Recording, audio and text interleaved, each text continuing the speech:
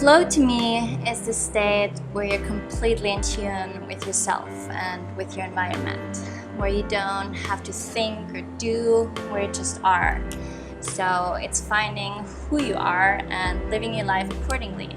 And this is what we're going to do in this retreat, finding and exploring the connection to ourselves and finding the connection to our surroundings. To me, flow is both a temporary state of mind as well as a higher level concept. So the state of mind is when you're fully immersed in what you're doing, and it should feel timeless and effortless. This could be hiking, painting, surfing, programming, or doing something more targeted like yoga or meditation. Then from a higher level, flow is about living your life without resistance, learning to fluidly bend around obstacles like water around a rock.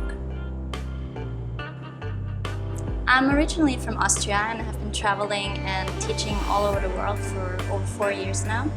Professionally, I'm rooted in marketing and advertising, but I left this field quite a while ago because I wanted to explore the world and see what's out there and learn about myself and learn about others. And yeah, this is what I'm doing now. Instead of creating needs and wants for people, I'm exploring their needs and wants with them and help them towards a life according with their true essence. And yeah, I feel that you have experienced things to really understand them and to incorporate them into your life. So I'm experiencing, I'm traveling, I'm practicing, I'm learning, and I'm sharing. I'm originally from the East Coast of the US, and then I went to school in the middle of the country in Michigan to study engineering, and then eventually moved over to the West Coast to work in Silicon Valley. But then I realized about halfway through my career as a software engineer that I was actually more interested in the people that were building the software rather than the software itself. Specifically, helping those people to engineer themselves through natural wellness techniques. So this led to me starting a meditation program in the office that grew to include hundreds of employees and workshops all over the world. Now, eventually I decided to leave the office life and start traveling to train myself more and explore deeper into all these different techniques for enhancing the mind and body.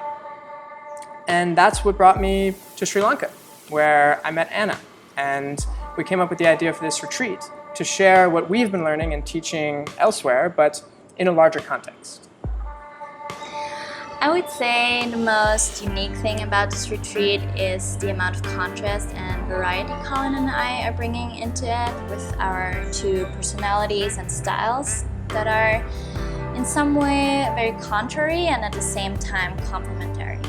We offer a wide range of practices for body and mind, from meditation to yoga to qigong to exploring and living with and in nature to interacting with each other and much more. And with all that, we encourage you to explore the contrast all these practices offer you and the contrast that we offer you as two different teachers. Yin versus yang, active versus relaxing, tapping in and out of your comfort zone. In this retreat, we're going to take a practical and modern approach to ancient techniques.